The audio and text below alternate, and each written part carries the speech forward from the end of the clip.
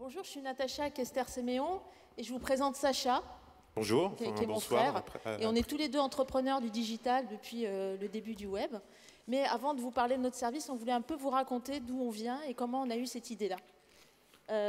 Donc déjà, on a fait les fils d'une association, les filles et filles d'une association qui s'appelle Les Humains Associés, qui est une association humaniste qui a été créée il y a 25 ans. Et en fait, on est littéralement les enfants de cette association, puisque c'est notre mère, Tatiana F. Salomon, qui l'a fondée.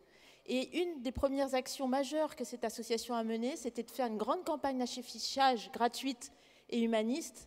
L'homme est unique, ne le gâchons pas. Le principe, c'était d'afficher un message directement aux citoyens par les affiches dans le métro et dans la rue.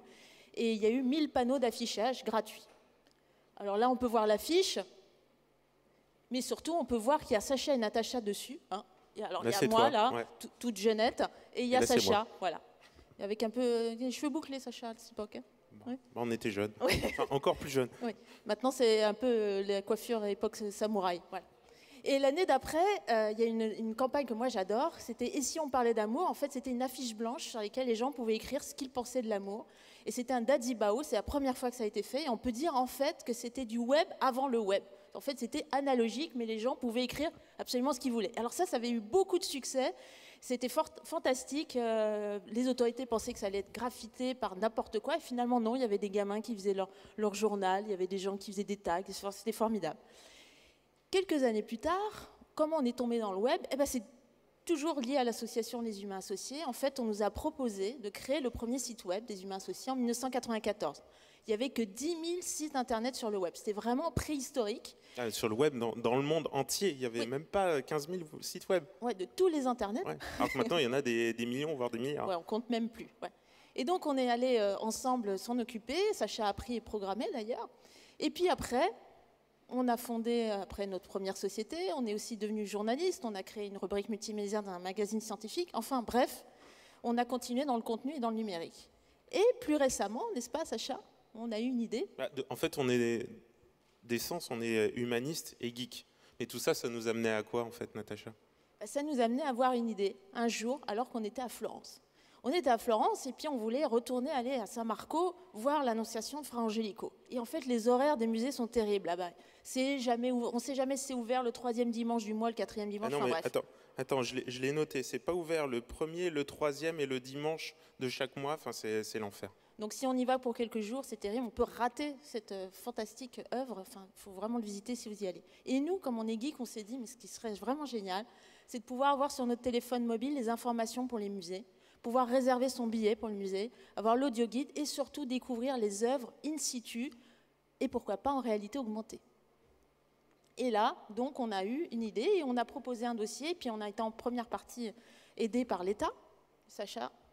Oui, et il faut dire que nous étions déjà utilisateurs de mobile, on avait déjà l'appareil dans la poche, on s'est dit, mais qu'est-ce qu'on peut faire avec cet appareil-là, qui est en gros un mini-ordinateur, pour améliorer en fait notre visite en tant que touriste, en tant qu'amateur de culture. Et ce qu'on a fait, c'est qu'on a donc créé ce projet-là, qui nous a permis, avec nos partenaires qui sont le ministère de la Culture, la Bibliothèque nationale de France et la Réunion des musées nationaux, d'offrir une application gratuite depuis 3 ans maintenant, qui a été téléchargée plus d'un demi-million de fois sur iPhone, qui permet en fait de retrouver en géolocalisation 1350 musées, et attaché à ça, on a environ 1000 œuvres issues des catalogues donc, de nos partenaires, 1000 œuvres qui sont en partie dans le domaine public via le mouvement Open Data, qui permet de réutiliser des données qui sont ouvertes et mises à disposition gratuitement par les institutions françaises, qui permet donc de les retrouver dans l'application. Et donc par la géolocalisation, ça nous permet en fait, d'avoir un panorama, on va vous faire une démo après, de ce qu'il y a autour de vous en matière d'activités culturelles et en même temps de contenu, c'est-à-dire qu'on va découvrir, on va vous faire la démonstration, par exemple Notre-Dame qui se trouve dans notre dos là, sur plusieurs siècles, à travers les âges et à travers donc, les techniques picturales diverses. En fait, donc il y avait un lien avec l'association, c'est que l'association affichait des messages dans la rue et nous, avec un smartphone, on affiche l'art dans la rue. Et notre ambition, c'est vraiment de développer ce service au niveau et français et européen, puis après, bien sûr, le monde et tout le cosmos, sur tous les téléphones mobiles imaginables, mais surtout, on se dit que les touristes d'aujourd'hui et de demain accèdent de plus en plus à l'information via un smartphone et une tablette.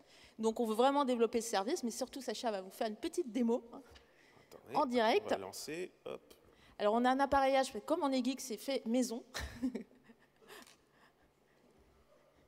Voilà, alors l'application est gratuite, on peut la télécharger sur iPhone. Et donc là, c'est vraiment Culture Click en live. Donc la réalité augmentée, qu'est-ce que c'est en fait, Sacha? Nous, on appelle ça la géolocalisation des contenus. En gros, c'est de pouvoir voir les contenus en fonction de l'endroit où on se trouve. Ça met un petit peu de temps, mais ça va arriver. Voilà. Donc là, c'est en temps réel. Et ça nous permet de faire un voyage dans le temps et de découvrir le quartier, et puis toute la France d'ailleurs, avec des œuvres. Alors, on a Notre-Dame, la Seine, le Louvre, il y a 200, 300 ans, il y a des photos, des gravures. Et c'est zoomable. Mais notre idée avec ça, c'est d'aller plus loin, n'est-ce pas, Sacha? Serge en a parlé, Serge Sodoplatov, il a parlé de la montre que je porte là, la Peeble. Donc l'idée, c'est d'avoir les objets connectés, de pouvoir relier notre application dessus, que ce soit avec les montres, demain les lunettes en réalité augmentée.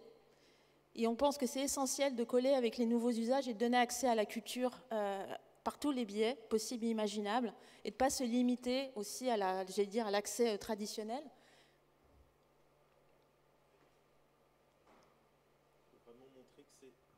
Il faut vraiment montrer que c'est en mode boussole, c'est-à-dire si je me retourne, voilà, j'ai l'hôtel de ville donc, qui se trouve à 93 mètres d'ici. Voilà, je peux avoir une œuvre donc, en haute définition ici, qui date du 19e siècle et qui vient de la collection de la Réunion des musées nationaux. Alors en partie, comme le disait Sacha tout à l'heure, on a des données publiques ouvertes, ce qu'on appelle de l'open data. C'est-à-dire nous, on utilise des données qui sont mises à disposition par l'État ou les institutions, et on peut comme ça le mixer avec les images qui, par ailleurs, peuvent être libres de droit ou sous droit.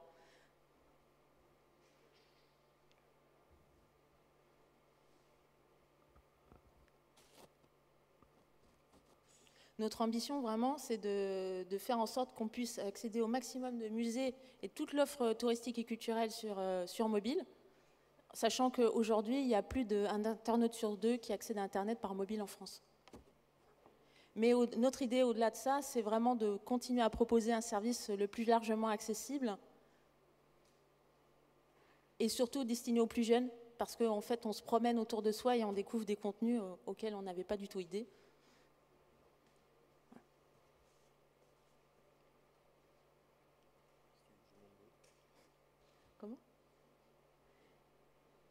En tout cas, vous l'avez compris, nous, en tant qu'entrepreneurs, vraiment, on pense qu'il est essentiel de mêler les valeurs qu'on a aujourd'hui, les valeurs françaises et européennes, parce que c'est vrai qu'on nous parle toujours des grands leaders technologiques étrangers, mais nous, on a vraiment des atouts, notamment tout ce qui concerne la culture et le tourisme, et c'est assez inexploité en Europe, et on espère qu'on pourra faire la liaison, nous et d'autres, sur tous ces services-là. Surtout que dans l'essentiel, dans une période dans laquelle nous sommes très inquiets par rapport à notre avenir, de voir aussi qu'on a nos racines et qu'on peut les porter vers le futur.